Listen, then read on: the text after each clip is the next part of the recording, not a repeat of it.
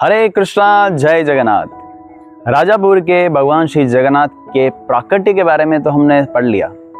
अब हम भगवान जगन्नाथ की दिव्य लीलाओं का श्रवण करेंगे। जाहिर है वीडियो के माध्यम से हम कितना ही सुन पाएंगे क्योंकि उनकी लीला असंख्य है, तो लेकिन कुछ भी जो मैं स्मरण कर पा रहा हूँ वो आपके समक्ष रखने का एक छोटा सा प्रयास करूंगा।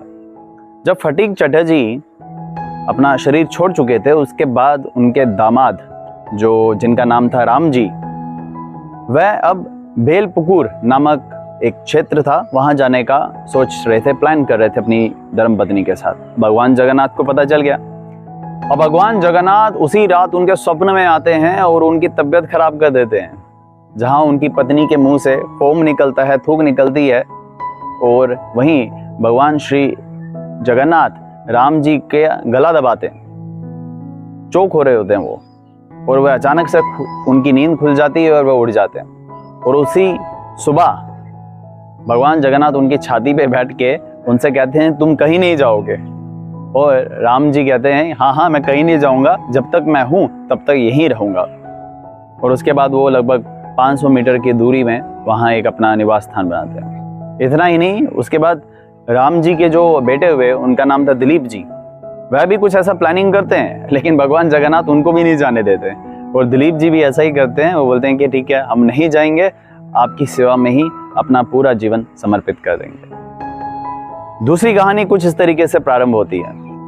उसी गांव में एक दिन महामारी फैल जाती है और उस महामारी की वजह से कई गांववासी अपना शरीर छोड़ बैठते हैं, जिसमें हिंदू भी होते हैं, मुस्लिम भी होते हैं, और काफी लोग इस बात को लेकर चिंतित होते हैं। भगवान जगन्नाथ ये चिंता देख नहीं पाते हैं और एक रात पुजारी के स्वप्न में आते हैं और उन्हें कहते हैं कि किस तरीके से सब लोगों की जान बचाई जा सकती है, और उन्हें औषधि बनाने के विधि समझाते हैं, जिसमें अलग अलग जड़ी बूटियां मिलाकर एक औषधि बनानी है। लेकिन उसमें से एक जड़ी बूटी मिलती नहीं है।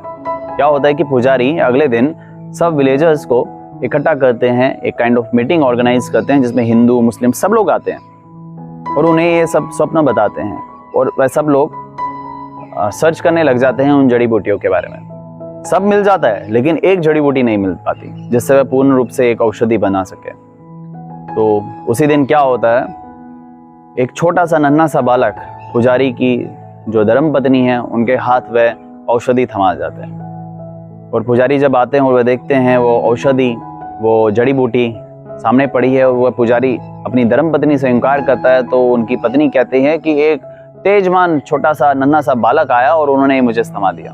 तो वह समझ जाते हैं वह कोई और नहीं, भगवान श्री जगन्नाथ थे, और उसकी औषधि बनाने के बाद सब लोग उस बीमारी से बच जाते हैं। तो तब से अब तक वहाँ के रहने वाले निवासी, चाहे वो हिंदू हो या मुस्लिम, उनका भगवान जगन्नाथ के लिए एक अलग ही प्रेम है और एक अलग ही सम्मान है। कहानियां इधर ही खत्म नहीं होती, ऐसी असंख्य लीला है। एक लीला और भी है। इस लीला में भगवान ऑफेंड हो जाते हैं। कुछ बच्चे भगवान जगन्नाथ के मंदिर के बाहर खेल रहे थे। एक लड़की जान के भगवान जगन्नाथ के जो डीटीज हैं, जो विग्रह हैं, उनको पैर दिखा रही थी। हालांकि एक बच्चे ने उसे समझाया कि ये मत करो, वो ठाकुर हैं, वो हमारे भगवान हैं, पूजनीय हैं, ऐसा करना पाप है। लेकिन वह लड़की मानी नहीं। उन्होंने बोला, नहीं नहीं, मैं नहीं मानती ये सब पाप शाप जो आजकल के समाज में होता है। तो हुआ कि यूं कि एक आध दिन में उस लड़की की जो टांग है वो खराब होने लगी, और इतनी खराब होने लगी कि डॉक्टर्स ने कहा कि इस टांग को काटना पड़ेगा। और वह लड़की समझ गई ये कुछ और नहीं, मेरे अपराधों का दंड है। वह जो माता जी हैं, काफ़ी वक्त उनसे मिले और उन्होंने बताया कि मैं ये समझती हूँ कि भगवान जगन्नाथ ने मुझे समझाया कि ये एक बहुत बड़ा अपराध था। इससे पता चलता है भगवान के प्रति, भगवान के विग्रह प्रति हमें कोई अपराध नहीं करना चाहिए, जाने और अनजाने में किसी भी तरीके से अपराध नहीं करना चाहिए। और भी लीलाओं का हम श्रवण करेंगे। एक लीला कुछ ऐसी है, एक बार एक रिक्शा ड्राइवर ने बड़े प्रेम भाव से भगवान जगन्नाथ का प्रसाद जहाँ अपने परिवारजन के लिए भी लिया, वहीं एक प्रसाद का पॉट जो है अपने मित्र जो कि मुस्लिम थे उनके लिए भी लिया। खिचड़ी प्रसाद था वो, और जैसे ही वह मुस्लिम को वो पॉट देते हैं प्रसादम का, खिचड़ी प्रसादम का, तो वह मुस्लिम क्या करता है, उस समय तो ले लेता है, लेकिन बाद में वह खिचड़ी प्रसाद फेंक देता है और कहता है ये जो है आइडल्स को लगाया है, मूर्ति को लगाया है, ये हमारे लिए हराम है। आपने सुना ही होगा ये शब्द। तो वह उस प्रसाद को स्वीकार नहीं करता, पाता नहीं है। तो उसी रात स्वप्न में आते हैं बलदेव जी। एक्चुअली होता यूं है कि अगले दिन मुस्लिम दौड़ता हुआ भगवान जगन्नाथ के मंदिर आता है और पुजारी जी से कहता है मुझे प्रसाद दो। भगवान जगन्नाथ जी के जो पुजारी हैं वह उन्हें समझाते हैं कि अभी भोग लगा हुआ है भगवान को, कुछ समय के बाद प्रसाद मिलेगा। बोलते नहीं, मुझे कल का खिचड़ी प्रसाद चाहिए। बोलते कल का खिचड़ी प्रसाद। पुजारी जी कहते हैं कि एक तो आप मुस्लिम, ऊपर से कल का खिचड़ी प्रसाद मांगने के लिए आप खुद मंदिर आए हैं, बात क्या है हमें बताओ। तो फिर उनको बताते हैं हुआ यूं कि मैंने कल भगवान जगन्नाथ के प्रसाद का अपमान किया, मैंने उसको स्वीकार नहीं किया और फेंक दिया।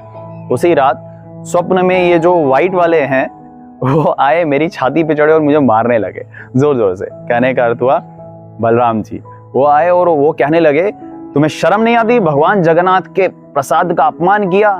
भगवान जगन्नाथ प्रसाद के लिए माने जाते हैं, लोग भक्तजन तड़पते हैं, प्रयास करते हैं कि भगवान जगन्नाथ के प्रसाद का एक अन्न मिले, लेकिन तुमने उसका अपमान किया, तुम्हें शर्म नहीं आती। मारते रहते हैं। बोलते हैं उसी के साथ वो आपकी वो जो पीली वाली है जो बीच में बैठी है यानी सुभद्रा माता, वो उनको कहती हाँ और मारो इस दुष्ट को। तो लेकिन वो जो तीसरे वाले हैं जो बड़े हैं काले वाले, भगवान जगन्नाथ की बात कर रहे थे, वो हंस रहे हैं और कह रहे हैं मत मारो। ये समझ गया, इसको सबक मिल गया। तो तब से वह मुस्लिम समझ गया कि भगवान जगन्नाथ के प्रति, इवन भगवान जगन्नाथ के प्रसाद के प्रति या भगवान जगन्नाथ के भक्तों के प्रति किसी भी प्रकार से अपमान करना भगवान जगन्नाथ को पसंद नहीं आता। तो ये बहुत सुंदर सी कहानी है। महाप्रसाद से रिलेटेड एक और कथा है। जब भगवान जगन्नाथ का मंदिर इस्कॉन को पूर्ण रूप से सौंप दिया गया तो इतना प्रॉपर अरेंजमेंट प्रसादम बनाने के लिए, कुकिंग करने के लिए नहीं था। तो जो भगवान के लिए भोग था वह चंदोदया मंदिर से लाया जाता था और वही भगवान को भोग लगाया जाता था। ऐसा हर बार होता था। लेकिन एक बार पुजारी जी भोग तो ले आते हैं लेकिन तुलसी लाना भूल जाते हैं। और वह जब मंदिर पहुंचते हैं वो देखते हैं अरे मैं तो तुलसी लाना भूल गया, अब भगवान को कैसे अर्पित करूंगा। तो वह सोचते हैं कि मैं मंदिर जाऊंगा वापस और वहां से तुलसी ले आके भगवान को भोग लगा दूंगा। लेकिन मैं सोचते हैं इतनी देर में कोई बालक ना आ जाए और जो भोग है उसको जूठा ना कर दे। और भगवान जगन्नाथ से प्रार्थना करते हैं, हे भगवान जगन्नाथ आप कृपया करके बिना तुलसी के लिए एक दिन स्वीकार कर लो। और वह पट बंद कर देते हैं और अपनी गायत्री करना प्रारंभ करते हैं। और जब वह भोग उतारने जाते हैं वह देखते हैं प्रसाद पे, वो भोग जो भगवान को लगाया था उस पे एक तुलसी की लकड़ी पड़ी हुई है। यानी कि भगवान जगन्नाथ ने खुद तुलसी ऊपर रखी और खुद को भोग ऑफर किया। तो ये भगवान जगन्नाथ का प्रसाद से रिलेटेड काफी प्रेम है। एक और कथा जो आज की आखिरी कथा है, जयपताका स्वामी महाराज जी बताते हैं कि जब मंदिर इस्कॉन को सौंप दिया गया लेकिन कुछ चीजें पेंडिंग थी, अभी पूर्ण रूप से सौंपा नहीं था।